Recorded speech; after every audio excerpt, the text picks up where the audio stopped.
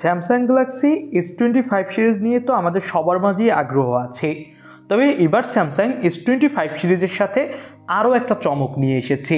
Samsung Galaxy S25s, যে ফোনটা কয়েকদিনের মধ্যেই সম্পূর্ণ মার্কেটে অ্যাভেলেবেল হয়ে যাবে।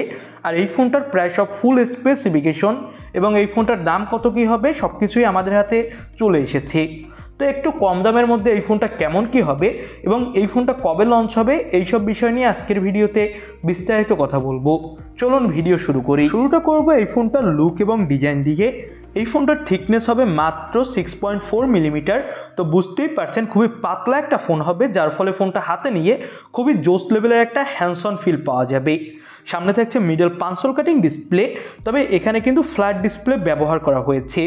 যতটুকু যা দেখা যাচ্ছে এই ফোনটা হতে যাচ্ছে বক্সি শেপের একটা ফোন এবং এই ফোনটার কর্নারগুলো কিন্তু বেশ কার্ভ রাখা হয়েছে, যার ফলে ফোনটা দেখতে আরও বেশি সুন্দর লাগছে।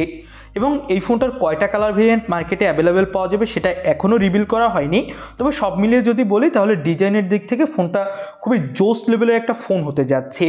এর ডিসপ্লে হতে যাচ্ছে 6.7 ইঞ্চি মাপের, যেটা 1.5K রেজুলেশনের অ্যামোলেড প্যানেল এবং এটা একটা LTPO প্যানেল এবং এর রিফ্রেশ রেট দেওয়া হয়েছে 120 হার্টজ। ডিসপ্লেতে আপনি কর্নিং গরিলা গ্লাসের প্রোটেকশন পাবেন এবং এই ফোনটার ডিজাইনটা কিন্তু অনেকটা আইফোন 16-এর মতো করা হয়েছে এবং এই ফোনটার সব কিছু মিলিয়ে যদি বলি তাহলে ডিসপ্লে কোয়ালিটি এর ডিজাইন খুবই ভালো।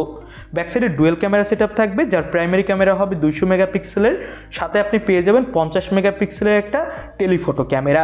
স্যামসাং গ্যালাক্সি S25 আলট্রায়ও যে লেন্স ব্যবহার করা হয়েছে এই ফোনটাতেও কিন্তু সেম লেন্স দেওয়া হয়েছে।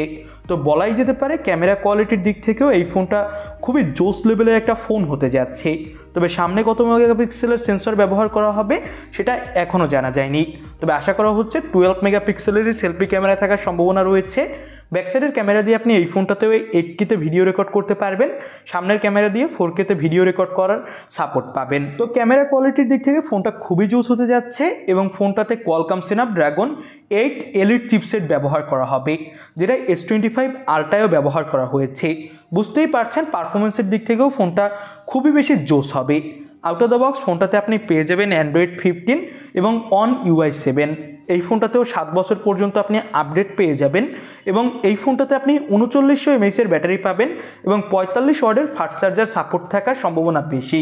তবে এক্স্যাক্টলি কত ওয়াটের ফাস্ট চার্জার সাপোর্ট করবে সেটা এখনও বলা যাচ্ছে না। এবার যদি দামের বিষয়ে কথা বলি তাহলে এক্স্যাক্ট দাম কত হবে সেটাও এখনও জানা যায়নি, যেহেতু ফোনটা লঞ্চ হয়নি এবং এই ফোনটার ফুল স্পেসিফিকেশনও এখনও আমাদের সামনে আসেনি। তবে আশা করা হচ্ছে ফোনটা একটা রিজনেবল প্রাইসে আসবে এবং স্যামসাং গ্যালাক্সি S25-এর মতো প্রাইসেই আসার সম্ভাবনা বেশি।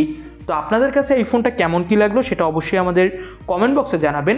নতুন কোনো ভিডিওতে আপনাদের সাথে কথা হবে। আজকের মতো ভিডিও এখানেই শেষ করছি। আল্লাহ হাফেজ।